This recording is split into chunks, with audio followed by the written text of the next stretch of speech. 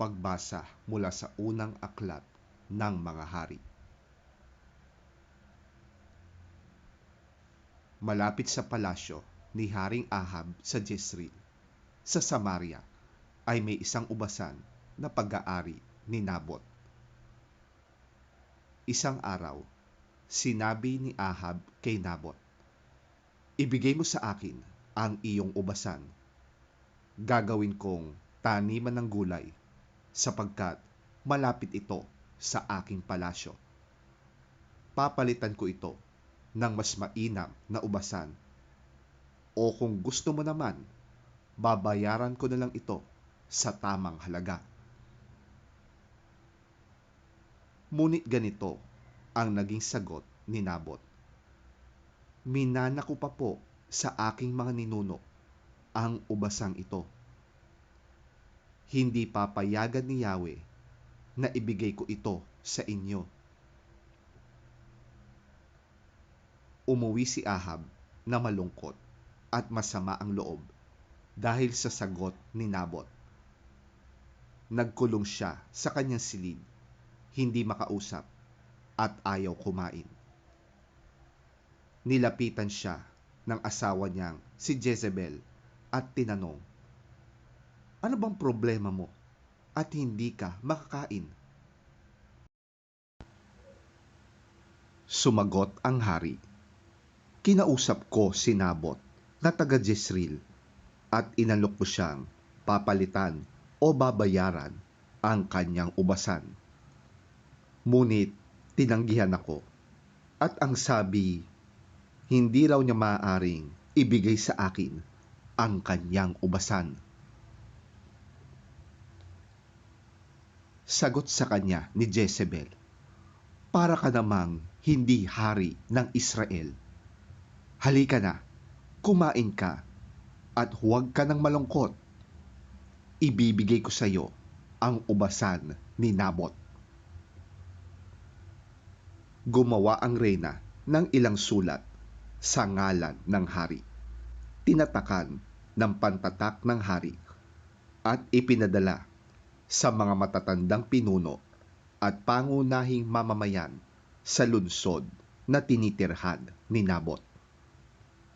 Ganito ang sabi niya sa sulat, "Magpahayag kayo ng isang araw ng pag-aayuno. Tipunin ninyo ang mga tao at parangalan ninyo si Nabot. Kumuha kayo ng 2 sinungaling na saksi na maghaharap ng ganitong sumbong laban sa kanya. Nilapastangan niya ang Diyos at ang hari. Pagkatapos, dalhin ninyo siya sa labas ng lungsod at batuhin hanggang mamatay." Tinupad ng matatandang pinuno at ng mga opisyal ng lungsod ang utos ni Jezebel. Nagpahayag sila ng isang araw na pangkalahatang pag-aayuno. Tinipon nila ang mga tao at pinarangalan si Nabot. Lumabas ang 2 bayarang saksi at siya'y pinaratangan ng ganito, "Nilapastangan ni Nabot ang Diyos at ang hari." Kaya't si Nabot ay inilabas sa lungsod at binato hanggang mamatay. Nagpasabi naman agad sila kay Jezebel, "Patay na po si Nabot na taga Jezreel." Pagkatanggap ng ganoong balita, nagpunta si Jezebel kay Ahab at sinabi, "Hayan, kunin mo na ang ubasang hindi mo mabili kay Nabot. Hindi na siya makakatutol. Patay na siya." Nang malaman ni Ahab na patay na si Nabot, pumunta siya sa ubasan upang angkinin yon.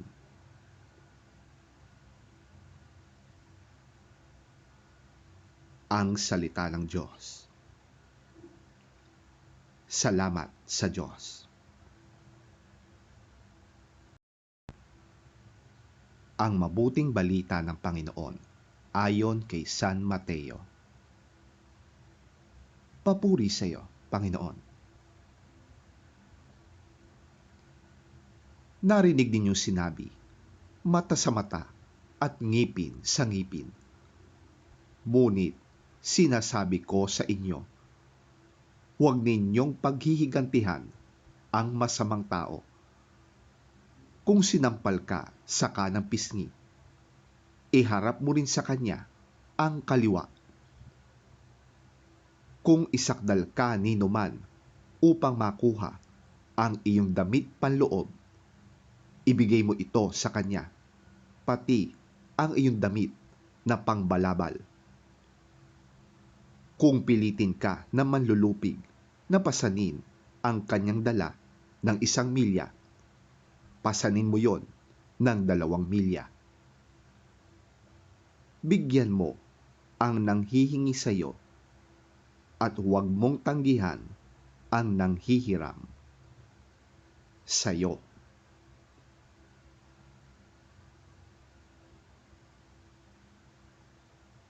Ang mabuting balita ng ating Panginoon.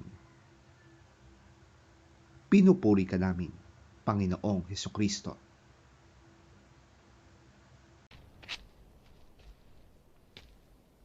You have heard that it was said, eye for eye, and tooth for tooth. But I tell you, do not resist an evil person. If someone strikes you on the right cheek, turn to him the other also. And if someone wants to sue you and take your tunic,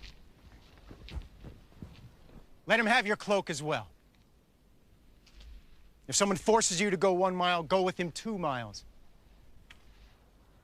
Give to the one who asks you, and do not turn away from the one who wants to borrow from you.